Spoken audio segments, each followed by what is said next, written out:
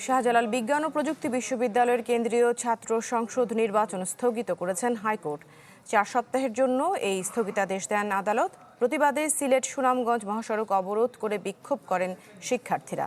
এদিকে শাকসুর নির্বাচন স্থগিতাদেশের বিরুদ্ধে চেম্বার আদালতে আবেদন করেছে বিশ্ববিদ্যালয় প্রশাসন।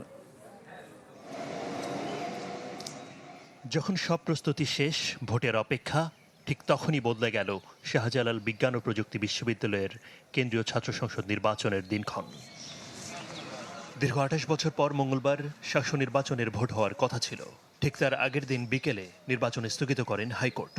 রোববার শাকসুর কেন্দ্রীয় ছাত্র সংসদের স্বতন্ত্র প্রার্থী মমিনুর রশিদের আবেদনের প্রেক্ষিতে সোমবার শুনানি শেষে এই সিদ্ধান্ত দেন বিচারপতি ফাহমিদা কাদের ও বিচারপতি মোহাম্মদ আসিফ হাসানের বেঞ্চ। এখানে কিন্তু কোনো ধরনের পার্মানেন্ট ব্যান ইম্পোজ করা হয়নি, পার্মানেন্ট কোনো নিষেধাজ্ঞা না। শুধু বলা হয়েছে যে নিরাপত্তাজনিত কারণে যাতে প্রভাবমুক্তভাবে জাতীয় নির্বাচন হতে পারে তার জন্য একটা সীমিত সময়সীমা দিয়ে দিয়েছে।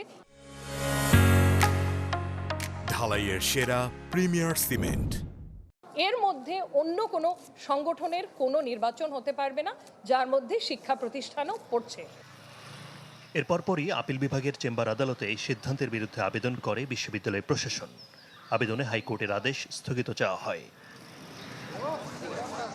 এদিকে শাকসু নির্বাচন স্থগিতের প্রতিবাদে বিক্ষোভ করেন শাহজালাল বিজ্ঞান ও প্রযুক্তি বিশ্ববিদ্যালয়ের শিক্ষার্থীরা। এ সময় প্রায় 3 ঘন্টা সিলেট সুনামগঞ্জ মহাসড়ক অবরোধ করেন তারা। এতে রাস্তায় দীর্ঘ যানজট হয়, ভোগান্তিতে পড়েন যাত্রীরাও। সারা বাংলাদেশের স্কুল, কলেজ, বিশ্ববিদ্যালয়ের শিক্ষার্থীদেরকে আহ্বান জানাচ্ছি, আপনারা আমাদের সাথে আমাদের ন্যায্য অধিকারের জন্য রাস্তায় বেরিয়ে আসুন। আপনারা শান্তিপূর্ণভাবে ডিসিপ্লিনের সাথে কর্মসূচি দিন এবং পালন করুন।